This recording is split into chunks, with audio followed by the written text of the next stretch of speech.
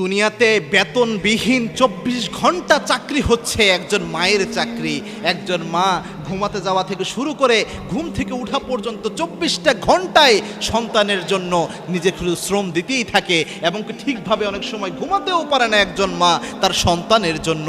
এই পৃথিবীতে যত চাকরি রয়েছে একজন মায়ের চাকরি হচ্ছে সবচেয়ে কঠিন চাকরি। হয়তোবা আমরা মনে করি মহিলা মানুষ ঘরের মধ্যে কি এমন কাজ করে, আপনি একটু মনোযোগ দিয়ে দেখিয়েন যে একটা মহিলা মানুষ তার পরিবারের জন্য কি পরিমাণ স্যাক্রিফাইস করে। এই জন্য বলা হয় যে একজন মা হচ্ছে একটা পরিবারের কেন্দ্রবিন্দু এবং আল্লাহর হাবিব সাল্লাল্লাহু আলাইহি ওয়াসাল্লাম এই জন্য মায়ের সম্মান সবচেয়ে বাড়িয়ে দিয়েছেন। আল্লাহর হাবিব সাল্লাল্লাহু আলাইহি ওয়াসাল্লাম ৩বার মায়ের মর্যাদা দিয়ে চতুর্থবার বাবার কথা বলেছেন এবং আল্লাহর হাবিব জানিয়েছেন আল জান্নাতু তাহতা আকদামিল উম্মাহাত, মায়ের পায়ের নিচে থাকে জান্নাত। রিদার রব্বি ফি রিদাল ওয়ালিদাইন ওয়া সাখাতির রব্বি ফি সাখাতিল ওয়ালিদাইন, পিতামাতা সন্তুষ্ট হলে আল্লাহ সন্তুষ্ট হয়ে যায়, আর পিতামাতা অসন্তুষ্ট হলে আল্লাহ রব্বুল আলামিন নিজেও অসন্তুষ্ট